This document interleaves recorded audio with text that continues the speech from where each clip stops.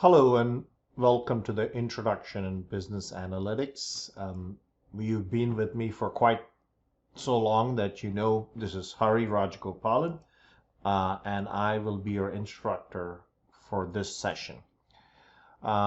We are still in descriptive analytics and we are talking about analysis of variance, and you would be looking at you have finished single factor, and now we're looking at the more complex analysis of variance.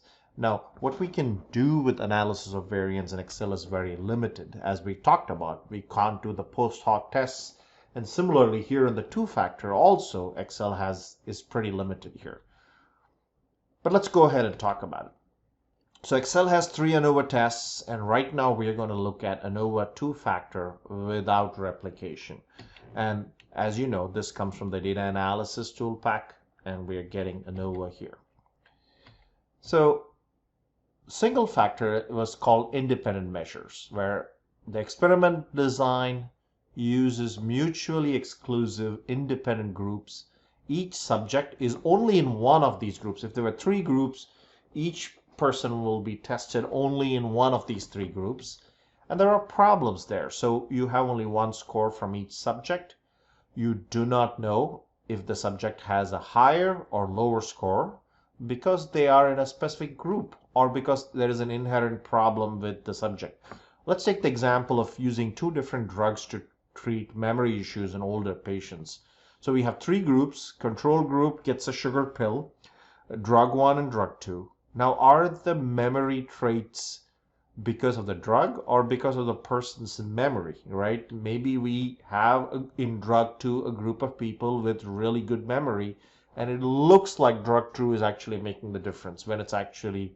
So you need a large sample size to adjust, make sure that we don't essentially and move them randomly across. All right, if you have 3 groups, you need 3 times as many people.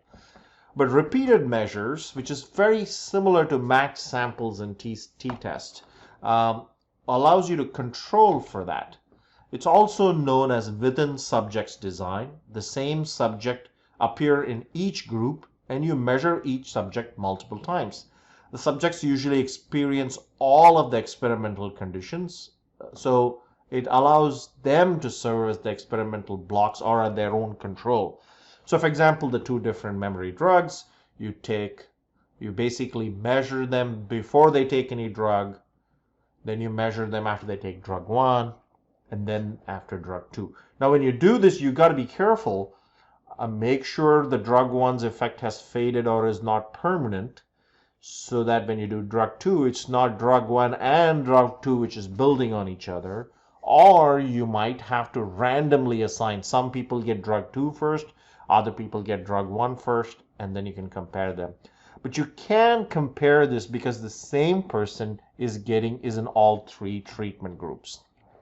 And this is basically what's called repeated measure. The benefits are it has greater statistical power. You need a less sample size because it's the same person. You're measuring 3 measurements there from the same person. Faster, less expensive, and you can look at time related before and after kind of issues. The problems with them, as we talked about, the problem of order effects. So when you're exposing subjects to multiple treatments, you have to randomize the treatment order and provide sufficient time between the treatments, or you use independent group design to eliminate the order effect. So pros and cons with both these 2. So let's take an example problem. Let's say the researchers want to know if 4 different drugs lead to different reaction times. And to test this, they measure the reaction time of 30 patients on 4 different drugs. Each patient is measured on each of the 4 drugs after the effect of each drug has disappeared. So basically, you take drug 1, look at the patient's reaction time, you wait for some time, then they take drug 2, measure their time, then again wait for some time, right? Also, they ensure that drugs were administered in random order, right? So not everybody starts with drug 1, then takes drug 2, then takes drug 3, and then drug 4. There are some people who take drug 4 first, so it's completely randomized. Use alpha of 1%. So the hypothesis here is that there's a difference in reaction time between the 4 drugs. Null hypothesis is there is no difference. Type 1 error, say we conclude there is a difference. When there is not, type 2 error, we conclude there is no difference when there is.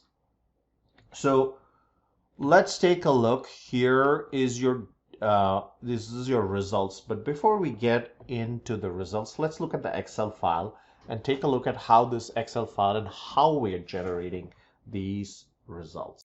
So we have only one Excel file for all the 3 ANOVA results. You already have single factor. Now we're going to look at 2 factor without replication.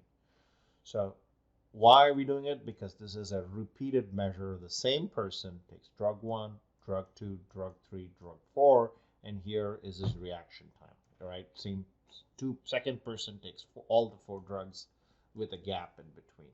So go to data analysis. You are going to do 2 factor without replication. Now watch this very carefully. Unlike the single factor ANOVA, you have to select this part also. So you've got to select the serial number, otherwise Excel does not work very well.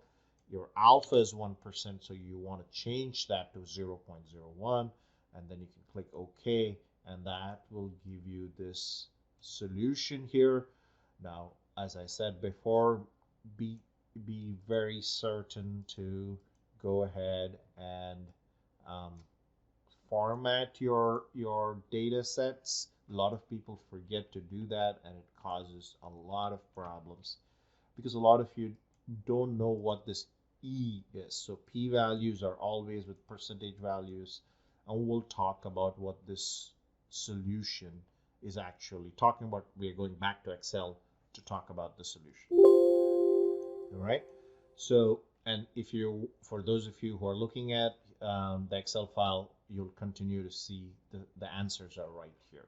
But we are going to switch back to PowerPoint right now.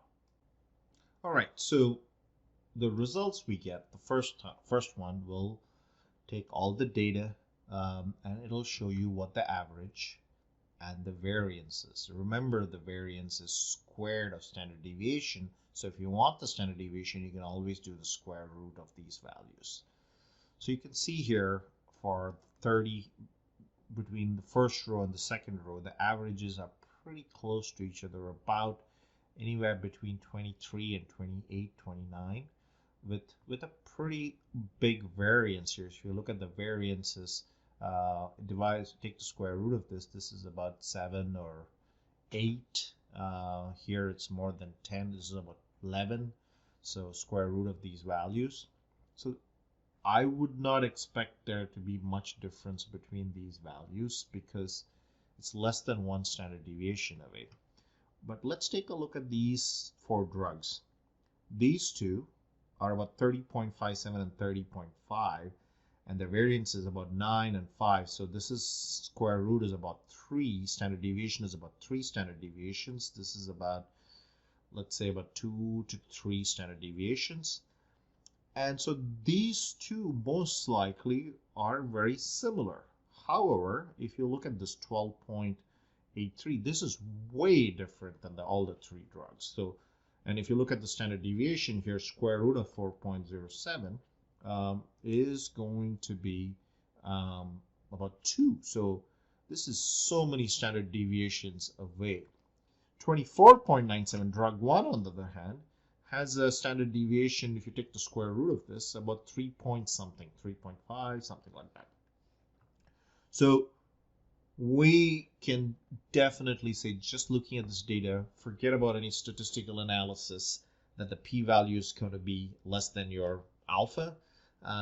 You are going to essentially, you know that drug 4, I mean, you don't need any statistical analysis to know drug 4 is way different from all these 3. Potentially, drug 1 could also be different from 2 and 3, which we will never find out without a post hoc analysis. But I can see that this, if we remove this and do the same test, I think we'll find significance with this being different. And these two are definitely not very different from each other. So let's look at the answer. Again, we do rows, which is are each one of these items different from each other? And like I said, looking at it, it doesn't look like it. And look at the p-value, it's about 15%. Obviously, each patient is not very different. Their reaction times are not very different from each other. So you can kind of say, no, the patients are not very different from another. But let's look at the columns. That's 0%. So the columns, there is definitely significant difference between the reaction times from the patients from each drug. And it looks like drug 4 has the best reaction time, fastest reaction time. Drug 1, there might be a difference in drug 1. So why is this a two-factor analysis when clearly we're just looking at 4 groups here? Well, the second factor, the first one is the different drugs, and the second factor is essentially within that subject, the different subjects and the difference within those. In this particular case, we know that there is no difference. So this is why repeated measures, you use two-factor without replication.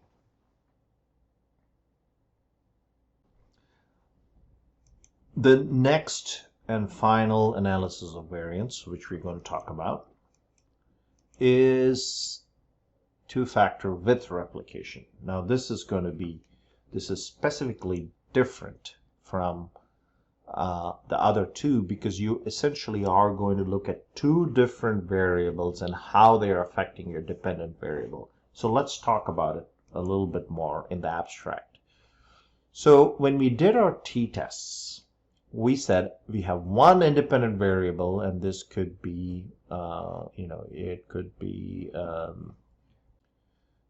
color, the independent variable with 2 categories, let's say red and white, and we can say it predicts a dependent variable, maybe sales. Maybe we have this theory that red cars sell more than white cars. So the color is the independent variable. There are 2 categories, red and white. Dependent variable is sales, and then we can do an independent sample t-test, right? That's what we do. And if it's something else, some other category, just pre and post, or maybe training, then we use match samples paired t-test. And if you have more than 2 categories, let's say we have red, blue, and white, then you start using ANOVA. And then if you have 3 different tests you need to do on the same person, then you use two-factor without replication for repeated measures. But we've never done something where we have 2 different independent variables. Let's say first independent variable was color, and maybe we have red, blue, black, and white. And the second independent variable is maybe we have a sales promotion, a price discount. This could be maybe a sales promotion of 5%, 10%, 15%, and 20%. And we think both predict your dependent variable, which is demand, but also that one variable affects another. So maybe discounts, high discounts work better with red cars than with low discounts. And I'll talk more about what this interaction effect is. Another example of interaction, let me give you an example of interaction is, let's say we have one variable, which is hot dogs and ice cream, right? And we look at people, whether they like hot dogs. And dependent variable is we try to predict how much people like, rate on a scale of 0 to 100, hot dogs and ice cream. And this is condiments, where they look at mustard and chocolate sauce. Now, people could like mustard and chocolate sauce, but there is also an interaction effect here, that people would like mustard with a hot dog and not chocolate sauce with, maybe chocolate sauce with a hot dog, I'm not sure, but mustard with an ice cream, versus chocolate sauce. So there you can see that that's what the interaction effect is really about. And we'll talk about how we can plot it, how we can see it. We'll look at two examples of two-factor with replication. So the first example problem, we believe that there are three different majors. Let's call them major 1, major 2, major 3 in the School of Business so that nobody gets angry. I'm not going to, this is all spurious data. None of this data is real. And then we have gender that affects salary. So we think which major you are will affect your salary. We think gender will affect salary. And we think there could be an interaction between major and gender, which is genders, depending upon which major they are, the gender may matter more or less. So in this case, as we look at it from a hypothesis perspective, there are three hypotheses here. First, there's a difference in salaries between the three majors.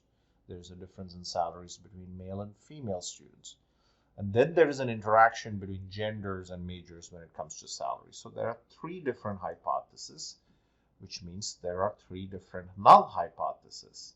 And also for type 1 and type 2 error, each hypothesis will have a type 1 error and each one will have a type 2 error.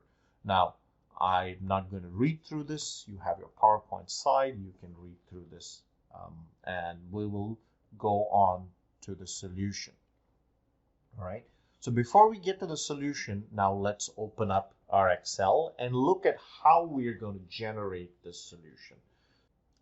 So here we have this data set. I'm not going to get into the hypothesis. I'm only going to focus on the data set here. So we have three majors. We have the gender. Here's the complete data set. And how are we going to generate our report? Again, data analysis. Now we have to do ANOVA Two Factor with replication. Your input range, and it must include gender also. Don't leave that alone. So male and female. Your rows per sample, it has to be equal. Male and female have to be equal. So here's 20, and here alpha is 5%. So we can print this out. And here we have your data. Now again, don't forget to format your data. It will be very critical because a lot of you don't understand scientific notation. Do not forget to format your data. Okay. So let's go back to PowerPoint. Let's try and figure out what this report is telling us. All right. All right, so let's look at the data. So we have the first one, which talks about male, female, and then total. That's your one category, which is gender, and the other category, which is major 1, major 2, major 3 in total. So you can look at the count, which is the number of values in each of these subcategories. Total is 60. We have 60 males, 60 females, and then we have 40 in each major, which is split into 20-20. Okay. The sum doesn't really tell us anything, but let's focus on the average. So here you can see for major 1, the average is 75,900, 58,600, and 68,111. So if you take the square root of this, that would be the standard deviation, would give us a better idea of what these numbers are. These numbers are too large for me right now to just guess, so I'm not going to guess. But I would assume that just looking at these numbers, that major 1 is different from major 2 is different from major 3, but we may not know for sure. I would need to have to calculate the standard deviation to take a look at that. And anything over, if it's 3 standard deviations away, you might want to say, yeah, this looks kind of different. Remember, alpha 5% is about 1.96 standard deviations in z-score terminology. So these are all rough calculations. You really have a better idea with post hoc, tests if you have more sophisticated software. Now with with respect to male and female. So males have an average of 69, females have about 65, and you can kind of see here their averages also. So let's look at the ANOVA table. Here's the sum of squares sample. This is between male and female sum of squares. This is for columns. This is for the interaction. This is for within. Here are the degrees of freedom, because here there's two categories, so 2 minus 1 is 1. Here there are three categories, so 3 minus 1 is 2. And here is the interaction effect, which has 2 degrees of freedom. And so this gives you the mean squared error. And here are your F values, which are ratios, and here are the P values to those F values. So what you'll see is that it says there's a significant difference between male and female, and since there are only 2 categories here, it is very clear that males have higher salary than females in this case. And then in columns, we have 1, 2, and 3, and so there is significant difference across the 3 majors. Which one is different? Is 1 and 3 close enough that they're the same and 2 is different from 1? Or are 1 is different from 2 and 3 and 2 and 3 are different? We don't know. We'll have to do a post hoc test for that. But if you take the square root and take a look at the standard deviation, you can do some guessing there. So let's talk about what this results mean. So sample with a p-value of 0% shows that gender is statistically significant when it comes to salary. Male and female salaries are statistically different. Columns with a p-value of 0 less than alpha indicates that majors are statistically different. Obviously, some majors you have higher salary and other majors are low. Interaction effect of 15%, which is greater than alpha, indicate that majors and gender have no interaction.